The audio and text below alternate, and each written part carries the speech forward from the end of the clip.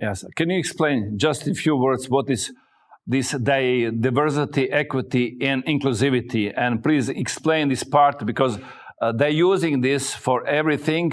Meritocracy, it's not any more important. It's important, this DEI. Okay, so I'll try to make this not complicated, but diversity means diverse to the accepted system you already have. Okay, so it means outside of the accepted system. The fancy word for that is counter-hegemonic. That's the Antonio Gramsci communist word for it. So the goal is to bring in radical activists. They're diverse. This comes back to Lenin's definition of diversity, which he used in Soviet Union, raznoobratsia. My Russian is not good, so deal with the bad pronunciation, but raznoobratsia, which Lenin said means diversity in form with unity in content. The way that Stalin translated that was national in form, but socialist in content.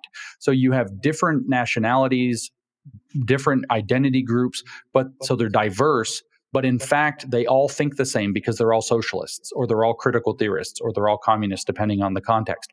So diversity means bringing in radicals who believe in the critical theories of identity under the guise of hiring people with different identities. You have a black person that you hire, for instance, or an immigrant, but you only hire the ones who are radicals, who believe in their identity theory in a radical communist way.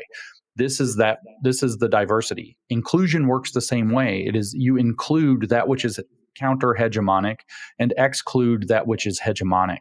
So you include the diversity according to what I just explained, but you exclude people from the majority culture. You exclude people who are, native citizens or who are in the so-called dominant groups. You exclude the rich people. You exclude the white people. You exclude the men, and you, in the name of including other people. So it's a discrimination program organized in order to bring those people in and bring the radicals in and protect them.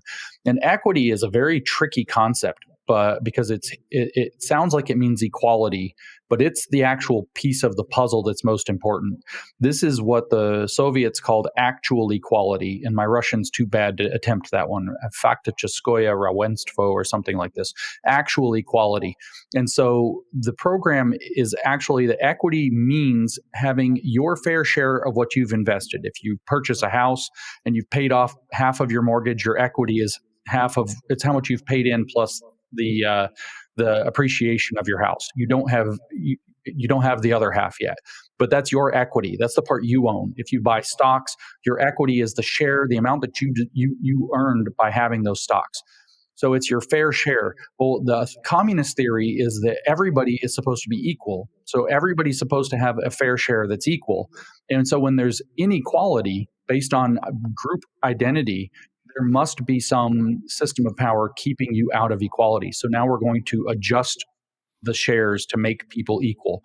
So it's a very tricky way to justify forced redistribution of wealth, of power, of resources, of opportunity, particularly opportunity and employment, in the name of equaling out what they say are inequities, where, say, white people earn on average more than black people, or men earn on average more than women. They say, well, that's obviously an inequality. It's obviously unfair. And so in the name of equalizing that, we're going to give, black people or women advantages, affirmative action, preferential hiring, extra scholarships, or, a faster path to career advancement and promotion.